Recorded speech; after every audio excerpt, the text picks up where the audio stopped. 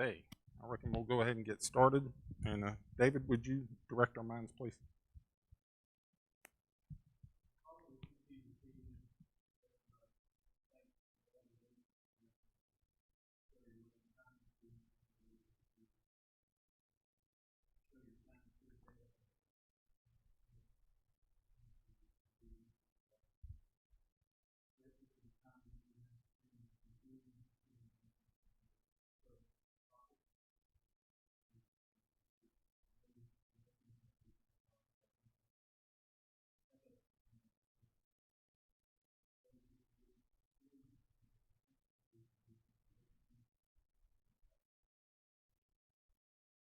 Amen. Okay, so we're going to be finishing up the book of Esther tonight, looking at chapters 5 through 10. As a manner of review, how does the book of Esther start?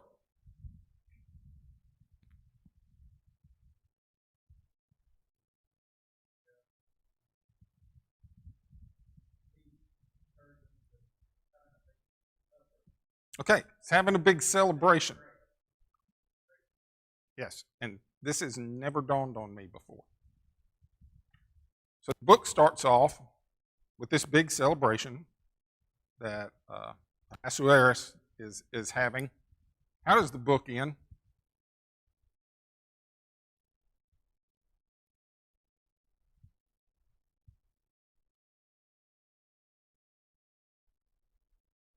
The book ends with the institution of Purim, a festival for the Jews. So it actually starts with the celebration, it ends with the celebration, so to speak. So I thought that was kind of neat. That's never noticed that before. What happens during the course of this celebration? Yeah.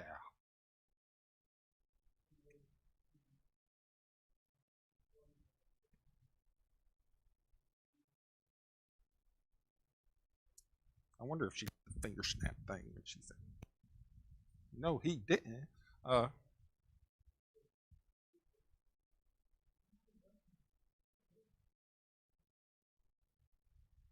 who does he select? Esther. And who is Esther's surrogate father, so to speak? Mordecai. Is Mordecai important? He is. It seems like he kind of gained importance along the way. That's another interesting thing to note throughout the book. Mordecai is continually elevated in position. It's almost like he and Esther kind of vie as main characters. The book could almost be called Mordecai instead of Esther, but I'm glad that it's not, because her role is so crucial and so critical. So Esther becomes queen, and life is good, right? No problems. There's always problems, you're right. What did you say, Dave? No, it wasn't. Who graces the stage, so to speak, with his dark presence? Haman. Who was Haman? He was an Agagite. Prominent? Yeah. Up and coming. I would say that he was so prominent, he actually had overshadowed all the other princes in the kingdom, so to speak. He was almost like Ahasuerus' best bud, nearly. What kind of man was Haman?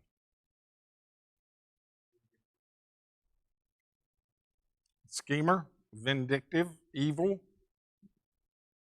self-important. I was thinking vain, but that, yeah, definitely. Oh, absolutely was he a narcissist. Absolutely. So, That being the case, did he enjoy the praises of men? Well, duh. And everybody loved Haman, right? And respected Haman, correct?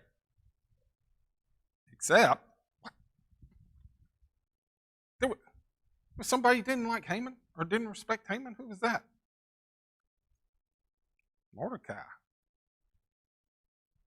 Haman seems to be oblivious to that fact until it's pointed out to him. And then, what happens? Yeah. And that's, that's another thing that goes to, I think that speaks to shallow-minded, petty people. Everything else is going, there's this one thing. Look, get over it and go on with your life. But no, he can't. It's got to be all or nothing with him. So, what does he decide to do about that? He's going to eliminate the problem. So he's like, all I have to do is get rid of Mordecai, and I'm set, right? Yeah, people who he's afraid to lay hands on Mordecai, just Mordecai. So he institutes this scheme by which to get rid of all the Jews in the kingdom. Does the king go along with that? Yeah, and sends out proclamations everywhere stating the fact that this is going to be done in roughly 11 or 12 months because Haman had cast lots for the most auspicious day to annihilate the Jews. So he was going to have to wait a little bit, but they would have plenty of time to prepare. In the meantime, Mordecai and the Jews find out about this, and their reaction is one of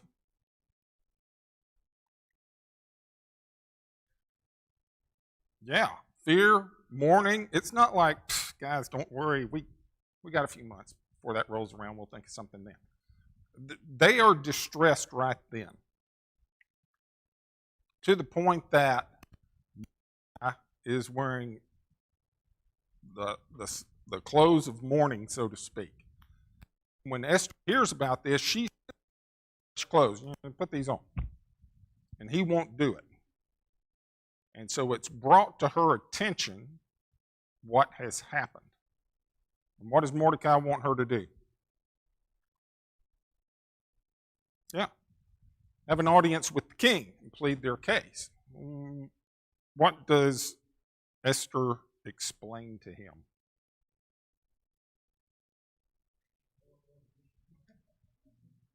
Yeah, it's like, look, I know I'm the queen, but I just can't waltz in there. And yeah.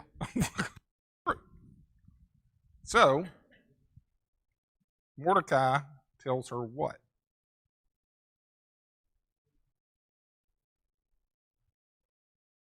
Right.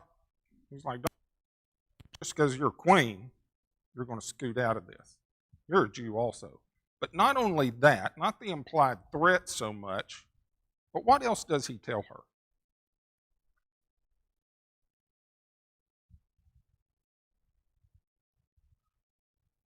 Exactly. Of the two, which one do you think probably persuaded her? I would think so. I hope so. It would speak highly. I mean, probably a motivation of the two. But she determines to do that. She asks them to fast with her for 3 days to get everyone to do that. And then she would go and see King Ahasuerus. All right, so that brings us up to speed. So, chapter 5, am I on? It says it's on. It works.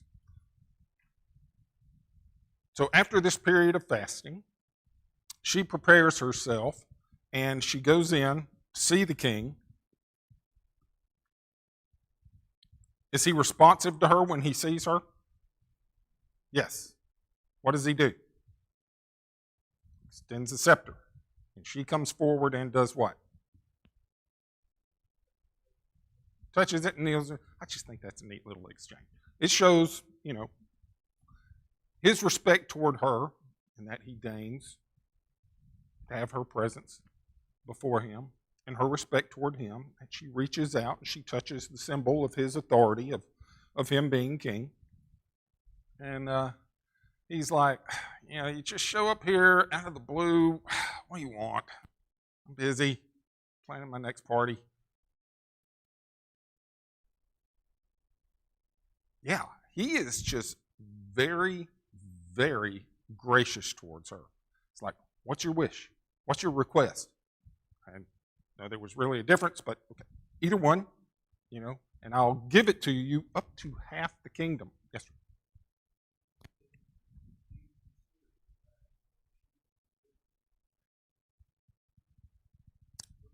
I had not until you brought that up, but that is an excellent point. Yeah, that's a good point. I hadn't crossed my mind. I like that. Yeah. So he's asked for, and I think it goes to that based on the fact that she had risked her life coming before him. And what does she do? Does she go, look, I'm going to just cut straight to the chase? This is what? No. No, what does she do?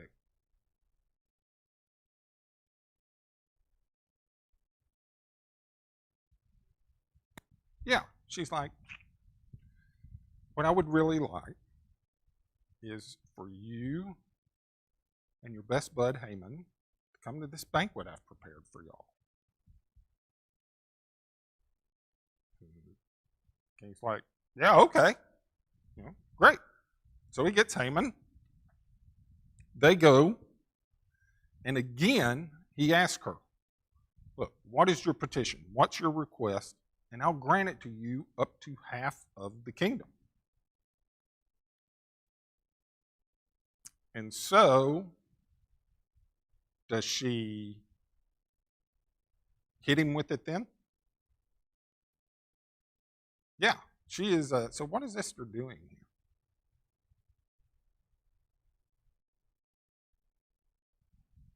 Exactly. She is, stalling, maybe, but she's buttering him up, I think, so to speak, which, oh, yeah, and that too. She's stroking both of their egos, but, yeah, I think she's buttering him up. She's going to make him responsive, and he certainly goes along with it. In verses 9 through 14, we see how the effect that Haman experiences. When he leaves this banquet, how does he feel?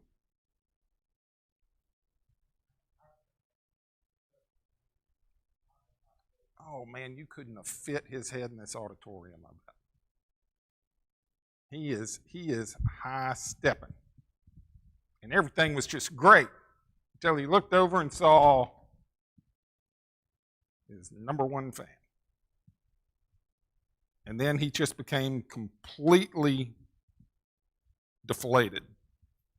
So he goes home and he sends for his friends and his wife.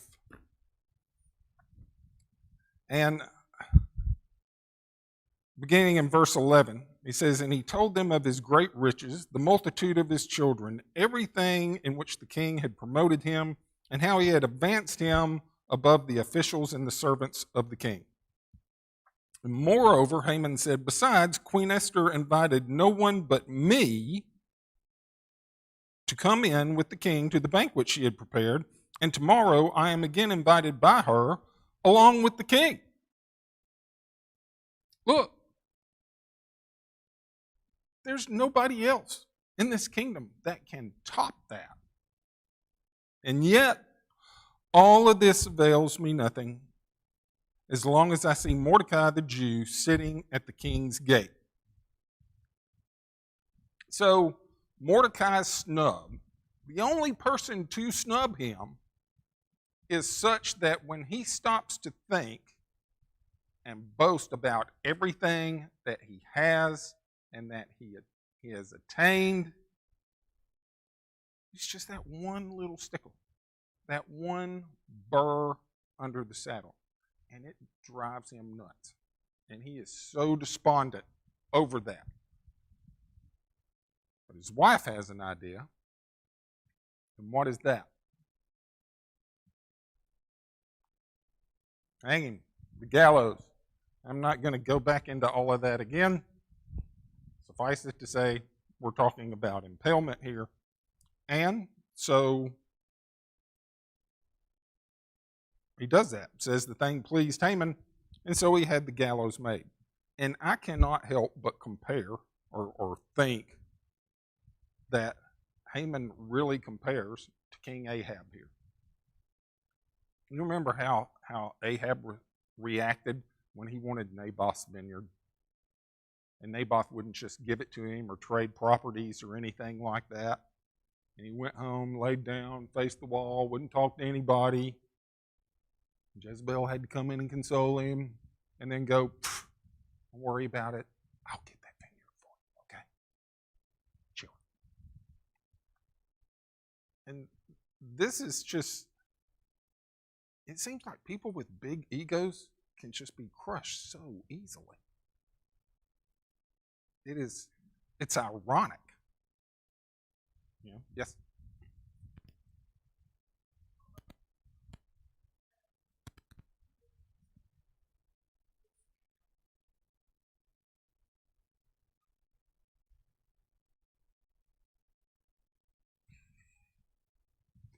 Extreme evil. Yes, sir.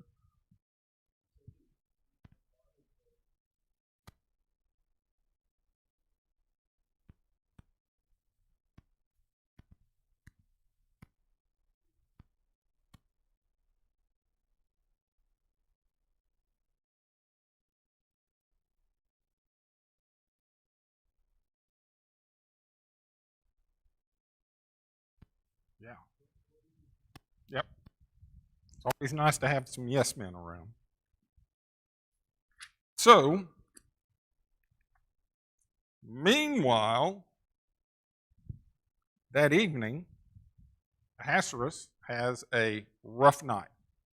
Can't sleep, walking around, and he decides to get one of his servants to read some of the accounts from the chronicles of his reign. A great way to pass the time, I guess. Surely a cure for insomnia. And what did he learn? Okay, he's reminded Mordecai stopped the plot by his two doorkeepers who were going to assassinate him. Asked, has anything ever done to honor him or pay him? And there wasn't. So he wants to do that. And who does he ask? Haman. What does Haman think? Yeah. It's almost a comedy. You know, he thinks, oh, this has got to be about me. So he comes out with this long list of things to do. He says, you know, put a robe on him that the king's worn, which seems kind of weird. Let him ride one of the king's horses with the crown on its head. Let him be led by one of the king's most noble princes throughout the city, and let that prince proclaim before the honoree that the king is honoring him thus. And Ahasuerus is going, yeah. That's great. I want you to handle that. Do that for Mordecai.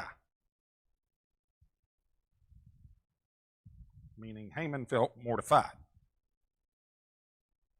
Because this is his nemesis that he's having to do this to. So, he does, and you know, Man, I almost wish I could have been there. It's just killing him.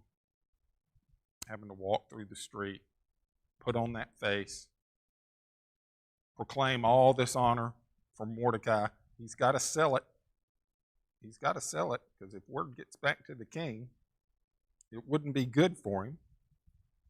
And after that's over and done, he goes back to his wife and his friends and tells them what his day has been like.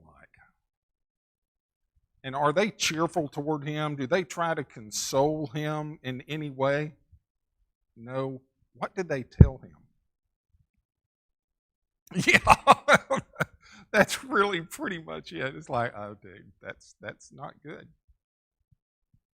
They tell him, they said, look, if you have begun to fall before Mordecai and he's a Jew, then you're not going to prevail. You're not going to come out of this.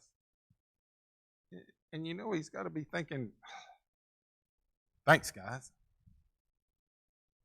Way to put the pluck back in my step. But no sooner is he told that, what happens? Yeah, it's time to go to the second banquet. So again, they're banqueting, and the king really wants to know now, what is it that Esther would like? What's your petition? What's your request? Again, he emphasizes, I'll give you up to half the kingdom. Tell me, what is it? And what does she proceed to explain to him?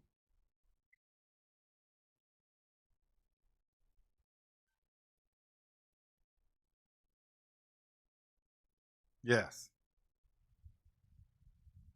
And she even, and I think this is kind of interesting too, and it kind of struck me as strange. She even says at one point, she says, give me my life and that of my people. What is that?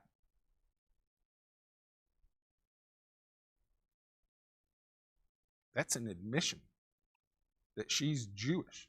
I don't think Ahasuerus knew that or maybe realized that. But this is an admission on her part that she is Jewish. She also says, if they had been sold as slaves, I wouldn't have said anything. Well, wait a minute. Aren't they kind of? I mean, they are not slaves, I think, in the sense that they had been in Egypt. But they are servants to that nation. I don't know. Maybe there's a difference. But she's saying that, as bad as slavery is, even if they had been sold as slaves, she wouldn't have said anything about that. How does Ahasuerus react to what she's telling him? Yeah. He is, he's infuriated. And he demands to know who's responsible for that.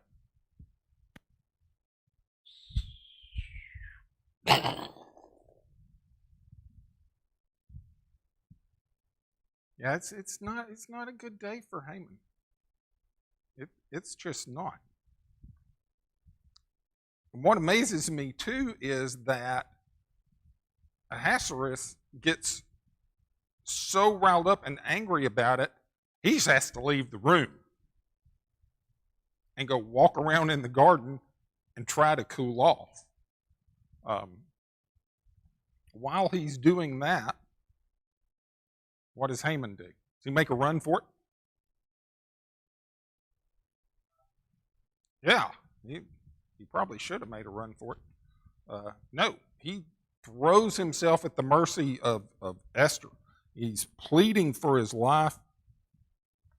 She's laying on her couch, reclining on her couch. It says that he has thrown himself across the couch. So he is apparently prostrating himself across her. And who comes back? Dude, it gets... He's even like, "What are you assaulting the queen now? In front of me?" So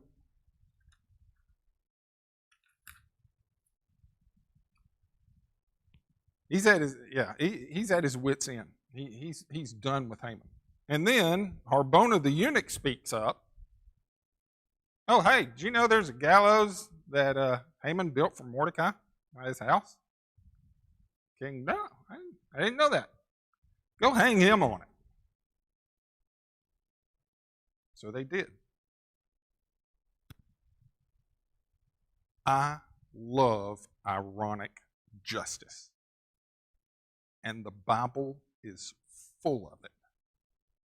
And this is one, and again, what is one of the main themes of this book regarding God?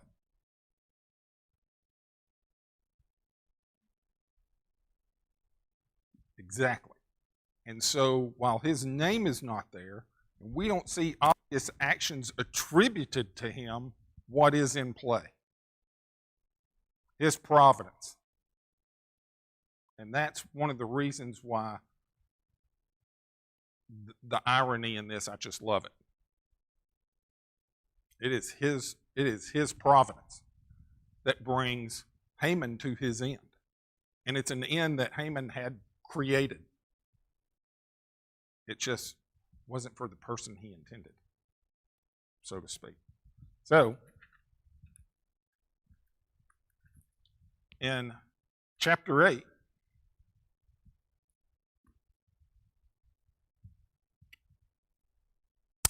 after Haman's dead now, verses 1 and 2, it says, "And on that day, King Ahasuerus, he gave Queen Esther the house of Haman, the enemy of the Jews, and Mordecai came before the king, for Esther had told how he was related to her. And the king took off his signet ring, which he had taken from Haman, and gave it to Mordecai, and Esther appointed Mordecai over the house of Haman." And as the result of this, again, Mordecai advances even further. So now he's in possession of the signet ring, and he's going to be allowed to do the same thing that Haman had done. Haman was able to write up an edict and use the king's signet to stamp it and authorize it and send it throughout the kingdom, saying that the Jews were to be killed on such and such day. But now Mordecai has that same authority. He's got the king's signet, so that he can act against that. And so verses 3 through 19, we see here this is Esther working for the salvation of her people. It says, "She spoke again to the king. She fell down at his feet and implored him with tears to counteract the evil of Haman the Agagite and the scheme that he had devised against the Jews. And the king held out the golden scepter toward Esther. So Esther arose and stood before the king and said, 'If it pleases the king, and if I have found favor in his sight, and the thing seems right to the king, and I am pleasing in his eyes, let it be written to revoke the letter devised by Haman, the son of Hammedatha the Agagite, that he wrote to annihilate the Jews who are in all the king's provinces. For how can I endure to see the evil that will come to my people, or how can I endure to see the destruction of my countrymen?' And King Ahasuerus said to Queen Esther and Mordecai the Jew, 'Indeed, I have given Esther the house of Haman, and they have hanged him on the gallows because he tried to lay his hand on the Jews. You yourselves write a decree concerning the Jews as you please in the king's name, and seal it with the king's signet ring. For whatever is written in the king's name and sealed with the king's signet ring, no one can revoke.' So it's a done deal. He grants them permission. You write a counter edict as you see fit to prevent this from happening. You can't just blatantly rescind the other, but they can issue something to counter that one and spare the Jews. So they do that, and they send the document out. And then again, we see, look in verse 15, regarding Mordecai. It says, so Mordecai went out in the presence of the king in royal apparel, in blue and white, and with a great crown of gold and a garment of fine linen and purple. And the city of Shushan rejoiced and was glad. The Jews had light and gladness, joy and honor, and in every province and city, wherever the king's command and decree came, the Jews had joy and gladness, a feast and a holiday. There were many of the people of the land became Jews because a fear of the Jews fell on them. They became proselytes, it seems like, as a result of this. This is, to me, like when the Jews left Egypt, did they just leave with the clothes on their back and that's all they had? No, they were blessed. I mean, the Egyptians were like, take my stuff and go, please. When we were covering the return and the remnant was released to go back to Jerusalem, did they just go with the stuff on their backs?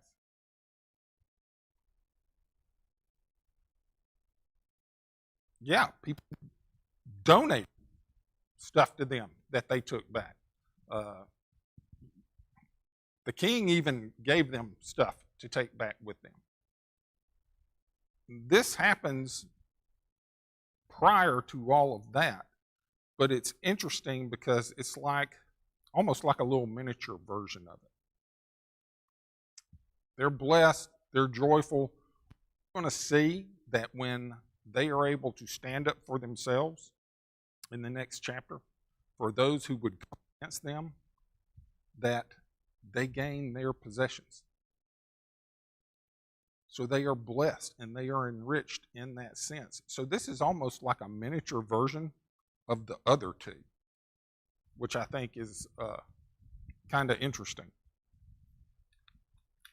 So in chapter 9, here we have the Jews destroying their tormentors. In the first 19 verses, on the 13th day of Adar, which is the 12th month, that came, and the Jews overpower those who were thinking that they could kill them. Was anybody at all able to stand against them? No. No. They also had governmental aid in that. There were government officials that aided them in that. And fear of Mordecai, the people recognized him throughout the provinces, realized who he was. In Shushan, in the capital, on that day, 500 men died. Who was included among that? The 10 sons of Haman. See, man, Haman was blessed. Have 10 sons, but they all suffered the same fate that their father did. However, I think it's interesting to note in this instance that the Jews didn't touch this plunder. In verses 11 through 15, we see that the king is astonished at the report of those that are dead. And Esther actually asked for an extension of 1 day there in Shushan. So they got an added day. This only lasted 1 day throughout all the provinces. But in Shushan, it winds up lasting 2 days. And the king decrees that, and another 300 die the following day. So throughout all the provinces totaled, how many people did the Jews kill? 75,000. I mean, well, obviously not. And what's interesting to me is Shushan's the capital. So only 800 in the capital, that's less than 1,000. There was a lot of people in the outlying provinces apparently that did not like the Jews. But here it is again, providentially, God is protecting his people by providing them with the opportunity to defend themselves. And they do with great results. So, the 14th day became a day of fasting. The end of the chapter, from verses 20 through 32, really establishes the festival of Purim. You remember why it's called Purim?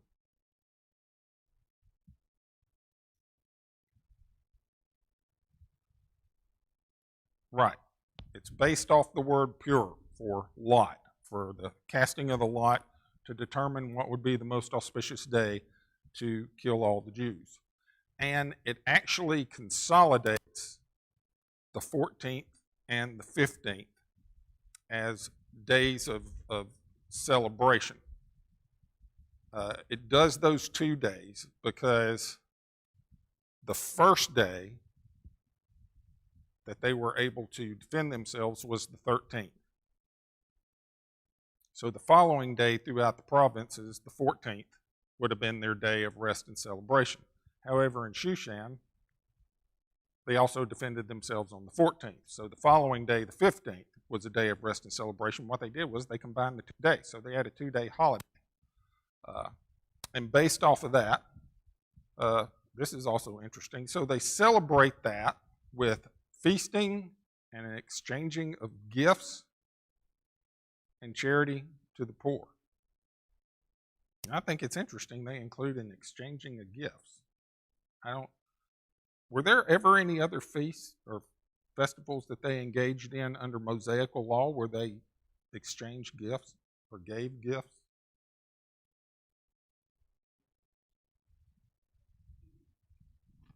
Okay. I couldn't think of anything off the top of my head. I just thought that was kind of interesting that was part of their celebration of that.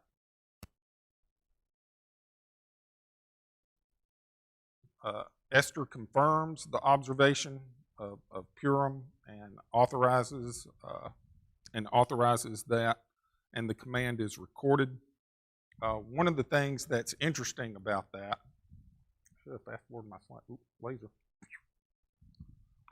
Traditionally, what the Jews went on to do was the day before the 14th and the 15th, when they would have the festival, day of fasting.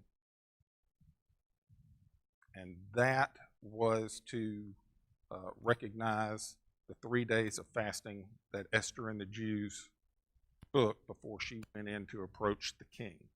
And that became known as Esther's fast, which I think is pretty neat.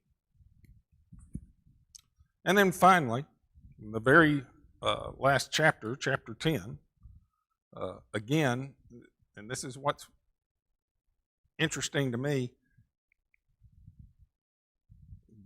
the book's titled Esther. Why didn't it end talking about Esther?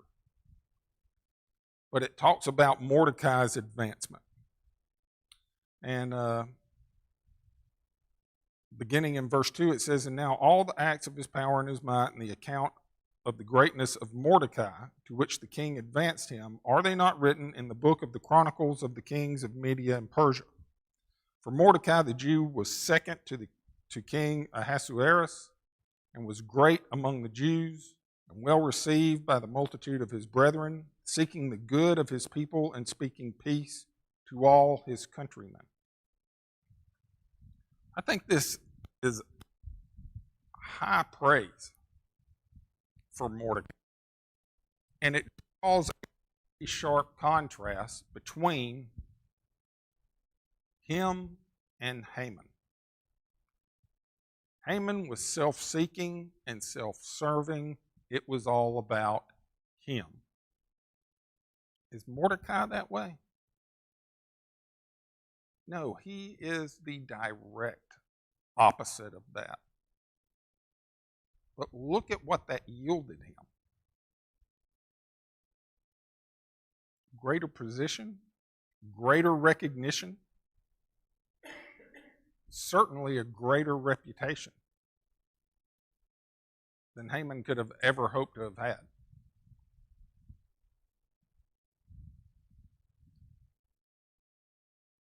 To me, this is almost like a minor characteristic, not minor characteristic. Mordecai is almost like a composite, so to speak, of Moses to me, in the way that he served his people and sought to save them, which I think is very interesting. It's just done for skill, but that's high testimony there. Yeah, Joseph too. I didn't think about that. Yeah, you're absolutely right. Okay, I covered 6 chapters really fast.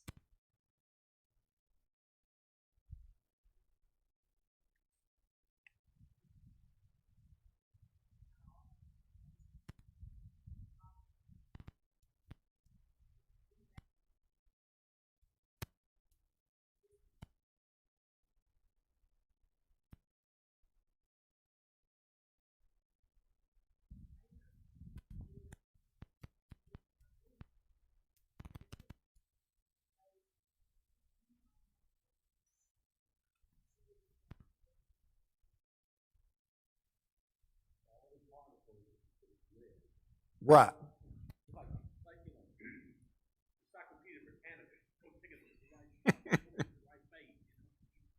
Well, I mean, kings can be a little vain too, so he was probably just read the portion about me back. So I don't know. Maybe it was bookmarked there. We'll pick up right here where we left off. Or it, what if his servant just went, okay, I'll flip to a random page and we'll go from here. Who knows? But the fact of the matter is that was the story that he heard, that he needed to hear.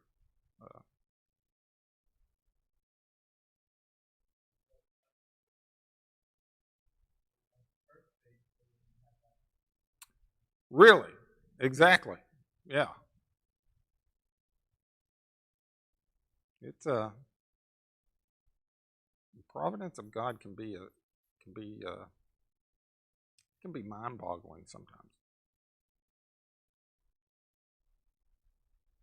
Yes, ma'am.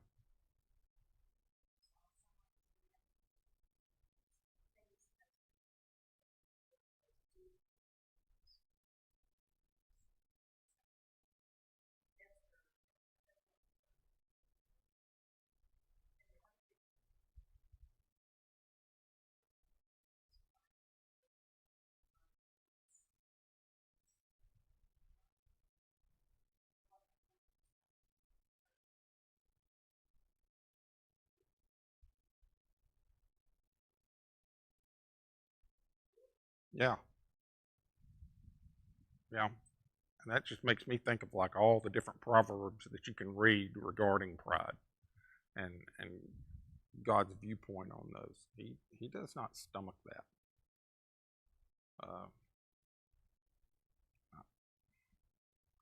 I personally, when I get around somebody who just incessantly talks about themselves and brags and stuff, I just kind of cringe. I just want to be away. Not because I think they're going to get strung up on a gallows or anything, but you never know. I just don't like that. I mean,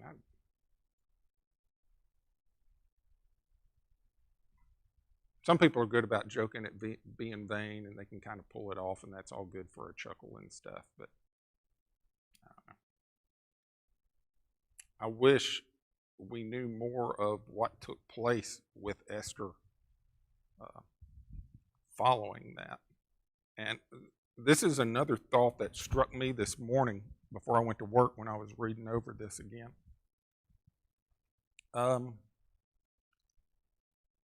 Esther, I take it, did not go back to Jerusalem. I said, Esther, I take it, did not go back to Jerusalem with the remnant. I don't see how she could have. She was queen. I wonder how difficult that was for her.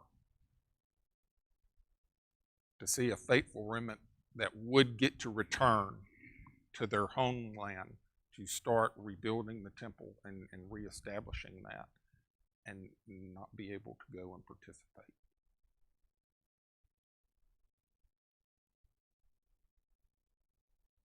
That's also a position on my part. Yes, ma'am.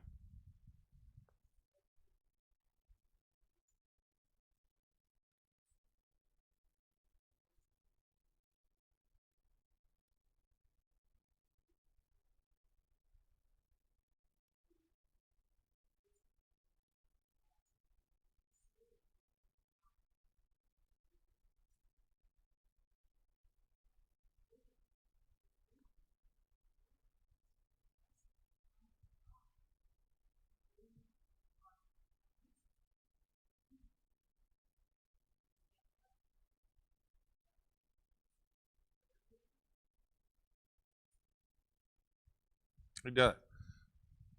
One of the things, too, I think, is sometimes we need straight, tough talk to do the things we're supposed to do. Look, did Mordecai try to coddle Esther about going and presenting herself to the king? Like, come on, please, you can do it. You're really pretty. He picked you, remember? You know, just try. No, he just told her flat out. He was like, if you don't do this, and something happens to the Jews, you're going to suffer for that too. That's on you. Then again, this may be the very reason that you're here. And I think a lot of times we make the mistake of thinking, especially in this day and age, this is to me, and I'm not knocking preachers I've heard over the last few years and stuff, but we don't get some of the hard, tough talk from the pulpit that we used to. Like I remember growing up, that would kind of make you sit up straight in the pew. You know, I think we get it on occasion. I don't think we get it near enough, but that's me. I'm kind of old school that way. But he didn't coddle her. He didn't try to soft soap anything. I saw your hand go up.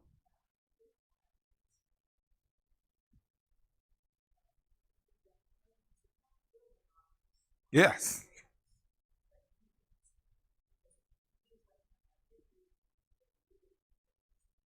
Yeah. It's not like, well, you know, if you won't do it, I'm sure help will come from somebody else, so don't worry about it. It's like, oh, it'll arrive. You won't escape. In other words, you won't benefit from it if it comes from another source. You know.